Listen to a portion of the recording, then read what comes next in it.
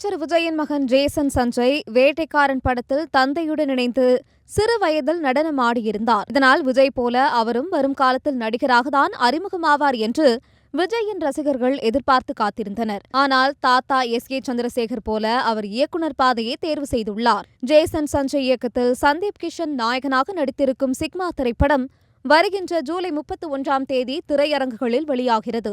இதேபோல விஜயின் கடைசி படமான ஜனநாயகன் ஜூலை 24ஆம் தேதி வெளியாகலாம் என்று தகவல்கள் வெளியாகியிருக்கின்றன. இதனால் ஒரு வார இடைவெளியில் அப்பா மகன் என இருவரின் படங்களும் அடுத்தடுத்து வெளியாகலாம் என்று எதிர்பார்க்கப்படுகிறது. இந்த நிலையில் இயக்குநராக சினிமாவில் அடியெடுத்து வைத்திருக்கும் சஞ்சய் விரைவில் கதாநாயகனாக நடிக்க இருப்பதாக புதிய தகவல்கள் அடிபடுகின்றன. பிரபல இயக்குனர் ஒருவர் இந்த படத்தை இயக்கிட இருப்பதாகவும் சிக்மா படத்தை தயாரித்த லைகா நிறுவனமே இந்த படத்தையும் தயாரிக்க இருப்பதாகவும் கூறப்படுகிறது.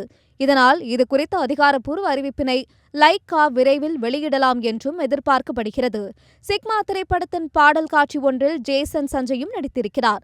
இதை பார்த்த ரசிகர்கள் அப்பா போல நீங்களும் ஹீரோவா நடிங்க என்று அவருக்கு சமூக வலைதளங்களில் கோரிக்கை விடுத்தனர். தற்போது அவர்களின் ஆசை நிறைவேறப் போகிறதா?